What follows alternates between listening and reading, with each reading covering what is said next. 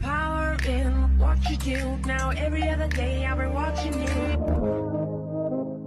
Oh, I'll show you what it feels like.